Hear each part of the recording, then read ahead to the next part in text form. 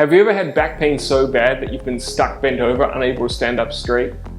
How about throwing your back out and you can't get up off the ground? What about sciatica all the way down your leg? It's hard to know what to do, so we're going to show you some simple exercise progressions that you can do to help.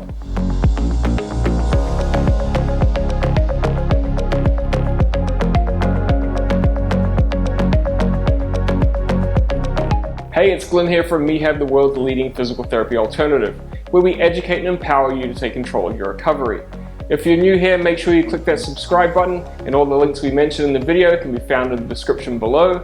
As always, this information is meant for educational and demonstration purposes only. With that out of the way, let's get into it. There are not many things worse than bending to lift or pick something up and getting severe back pain, finding yourself stuck and unable to move, especially without excruciating pain. Moving is going to hurt regardless of what you do. So any movement you do should at least be something that's likely to help rather than keep the situation the same or make it worse. One of the more likely but not only reason for sudden onset back pain, pain down the leg, or the inability to straighten up or lay flat is a disc bulge. Many people respond really well to getting flat, and there are some gradual steps to do this. Some of these progressions can temporarily increase back pain or leg pain in the moment, which is generally okay as long as they subside. There are a couple of things that you should be looking for that are positive signs. Number 1, decreased leg pain. Number 2, increased central low back pain. Yep, increased, especially in the presence of decreasing leg symptoms. Number 3, increased back range of motion. Now, if you're still on your feet, you ideally want to find an elevated surface that will support your weight, so a bed or a table. This makes it much easier and safer to get up without issues, but if you are already on the floor, these can be done from there. These exercise progressions are for someone who has a stuck flexion position, so they'd be stuck in this kind of position. This is not for someone who has what we call a lateral shift, where they'd actually be crooked like this. The first thing you want to do when you're stuck in this flexion position is you want to accommodate for the amount of flex that someone has. So if someone's stuck forward in this bent position, you want to fill up this space here to support your hips so that you're not forced into extension right away, as that can be really painful. So we're going to take some pillows. You can take as many as you need. You can also double them up if you need some extra height. And what you're going to do is you're actually going to lay on the table and support that and lay flat. And as you lay here, your symptoms should start to change. Sometimes you get a little bit of an increase in low back pain or increased leg pain, but give it a little bit of time and let's see what happens. Then gradually what you want to do is you want to start to remove pillows slowly. So we'll have someone either pull one out or you can pull one out.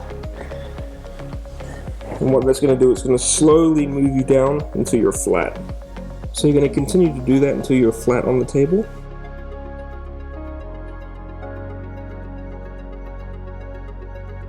Once you're flat in this position, the next progression is to move to prone on elbows. You may have to start with your elbows a little bit forward,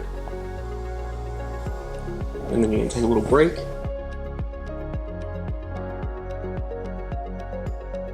You may have to do quite a few sets of these before you move to the next phase. The goal is to get your elbows right underneath your shoulders, but that can take some time. And you just want to hang out here for a few seconds, and then make sure you take a break. Do that repeatedly. Once you can tolerate this position, the next phase is to move to like a press-up pulse. And what you're going to do is you're going to put your hands here. You may have to stop with them out front, just like you did with the elbows before. You're just going to press up, and then come on back down. Press up. And you want to slowly work your hands back and your elbows straight until you're as far back as you can possibly go. A lot of places will tell you to clench your glutes or contract them. I want to make sure that you actually relax them. It helps you get full extension. You may have to do several sets of these to start to see some relief. What we're looking for is symptoms coming up out of the leg, centralized low back pain, and that's a really good sign. Now the advantage of being up on a table is that it's much easier to get up. Where on the floor, you're going to have to flex or bend your back in order to get up, which can undo some of the work that you've done. So on a table or a bed, what you can do is you're going to shimmy to the edge until you can get one foot down on the ground. Then you're going to do your press up. And you're going to slowly walk your hands and leg off until you're back upright. What that does is help protect the tissues by not letting you go back into that flexion position, which is the likely cause of your symptoms originally. If you think of your disc wall is the same as when we slice your knuckle, right? So here's our spine, and what we're going to do is we're going to slice your knuckle where the disc damage is. What you want to do is you want to approximate those surfaces consistently throughout the day. So this is where some people fall down and they say this exercise doesn't work, or it makes them worse, is that you have to stay consistent with it.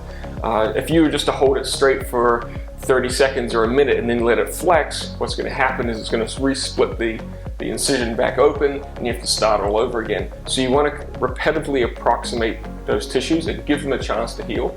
It can take a week or two for that to happen, so you have to stay consistent. So we usually tell people to go every couple of hours, 10 to 20 repetitions of it. Once you are upright, you can try doing some standing extensions, just because they're much easier to accomplish throughout the day. The issue with standing extensions is that there's a big load increase, and you also can't get as much range of motion. The key here is to get range of motion, but if it comes down to not doing anything and staying able to do standing extensions that you can tolerate, we want you to do standing extensions, and it's really simple. So standing extensions, all you're going to do is you're going to put your hands on your low back, right on your hips, and you're going to kind of hinge over your thumbs. Your knees will come forward to make sure that you stay in balance. Again, if you can tolerate that, you want to do it repetitively throughout the day, usually 10 to 20 repetitions every couple of hours. Or if your symptoms start to increase, if you start to get increased leg pain, you should do these exercises right away. Ideally, I like the one laying on the table because it takes gravity out of the way, it's much less stress. But if you have no other choice, do the standing extensions, provided it does not make you any worse. And by worse, I mean increasing leg symptoms. Back pain, we're not too worried about initially. That's the easier part to get rid of. It's the leg symptoms that are hard to change.